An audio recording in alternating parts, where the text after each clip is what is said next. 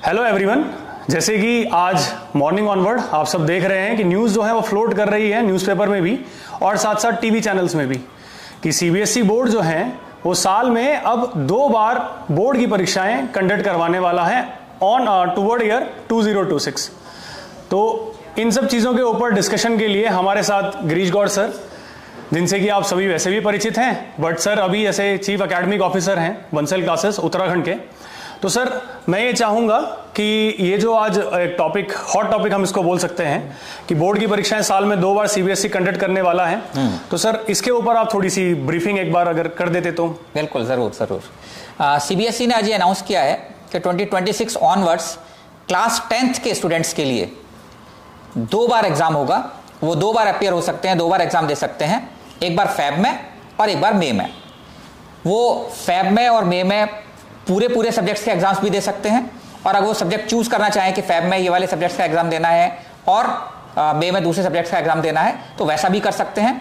दोनों एग्जाम्स में जो उसका बेस्ट रिजल्ट आएगा, जिसमें ज्यादा मार्क्स आएंगे, उसको उसका फाइनल स्कोर मान लिया जाएगा।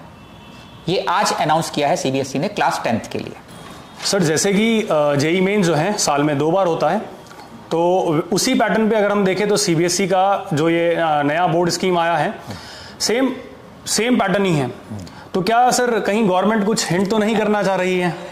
देखिए, गवर्नमेंट कुछ हिंट करना चाह रही है नहीं, इस पे बोलना थोड़ा सा अभी मतलब it will be early to say anything.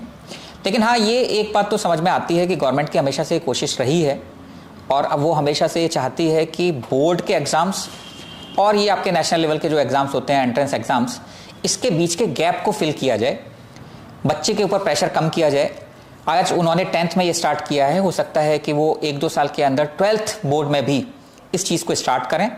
और अगर 12th बोर्ड में उस चीज़ को लेकर आते हैं तो आप ये मानकर चलिए कि कहीं ना कहीं ऐसा हो सकता है कि जेई मेन एग्ज़ाम को स्क्रैप कर दिया जाए और 12th बोर्ड के मार्क्स के बेसिस पर ही वो मेरिट लिस्ट बना दें, उसके बेसिस पर ही जो है वो सारे के सारे इंजीनियरिंग कॉलेजेस में एडमिशन मिलने लग जाए। क्योंकि गवर्नमेंट की फाइनली कोशिश तो ये रहेगी कि स्कूल की एजुकेशन को इंपॉर्टेंस दिया जाए। जो स्कूल में बच्चा पढ़ रहा है उसमें अगर वैल्यू बढ़ जाती है, उसको अगर इंपॉर्टेंस दी जाती है, तो उसको इंपॉर्टेंस देने का जो तरीका है वो सिंपल सा यही दिखता है कि आप नेशनल लेवल के एग्जाम्स को बोर्ड एग्जाम्स के साथ रिलेट कर दीजिए। उनकी परफॉर्मेंस जो उसमें आएगी उसके बेसिस पर ही अगर एडमिशन्स मिलने लग जाएंगे, तो इसमें 2 बातें होंगी। एक तो बोर्ड का एग्जाम भी जितना इजी आता है उतना इजी नहीं रहेगा, डिफिकल्ट एग्जाम बनाना पड़ेगा, क्योंकि वहां पर उनको बच्चों को रिजेक्ट करना होगा। इतने सारे के सारे एग्जाम्स में जो बच्चे बैठ रहे होंगे उनमें से कुछ सीट्स ही होती हैं इंजीनियरिंग में, तो एग्जाम डिफिकल्ट हो जाएगा और बच्चे को एडिशनल कोचिंग वगैरह की हो सकता है जरूरत ना रहे। वैसे केस में गवर्नमेंट अगर इस कोशिश में लगी हुई है तो नेक्स्ट उनका स्टेप ये हो सकता है, ऐसा मेरा मानना है। तो सर मेरा अगला सवाल आपसे ये रहेगा कि क्या ये बच्चों के लिए अच्छा है या इसको हम किस तरीके से देखते हैं आगे? देखिए, गवर्नमेंट जब भी कोई पॉलिसी लाती है बहुत सोच समझ कर लाती है। उससे पहले कई बार डिस्कशंस होते हैं, उसके प्रॉस एंड कॉन्स देखे जाते हैं। तो इतने टाइम के डिस्कशन के बाद अगर कोई एक पॉलिसी आ रही है तो ये तो कह ही नहीं सकते कि वो बच्चों के लिए अच्छी नहीं है। बच्चों के लिए तो डेफिनेटली अच्छी होने ही वाली है, बच्चों का इसमें फ़ायदा ही होने वाला है। आप देखिए, मैं 2-3 पॉइंट्स आपके सामने डिस्कस करता हूँ। जनरली ये होता है हर बच्चे की क्या, हम लोगों की भी ये टेंडेंसी होती है कि जब एग्ज़ाम्स पास आते हैं या हमारा भी कोई फाइनल डे होता है इस तरह का जहाँ पर कि हमें कुछ एग्ज़ाम या इंटरव्यू देना होता है, उससे पहले हम ज़्यादा कॉशियस हो जाते हैं, ज़्यादा मेहनत करने लग जाते हैं, ज़्यादा सिंसियर हो जाते हैं। एक ह्यूमन टेंडेंसी है। तो बच्चे के पास इस बार 2 बार सीरियस होने का मौका है। एक बार जब फैब में एग्ज़ाम होगा तो बच्चा 2 महीने पहले से दिसंबर के आसपास से सिंसियर हो जाएगा, सारे सब्जेक्ट्स को बढ़िया तरीके से प्रिपेयर करने लग जाएगा और उसके बाद फैब में वो एग्ज़ाम देगा।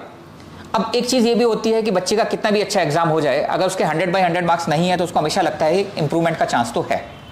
तो अगर उसके 98-99 मार्क्स भी आएंगे तो बच्चा ये सोचेगा कि मेरे को इंप्रूवमेंट करने का चांस तो है, मैं इसमें दोबारा अपियर होऊंगा।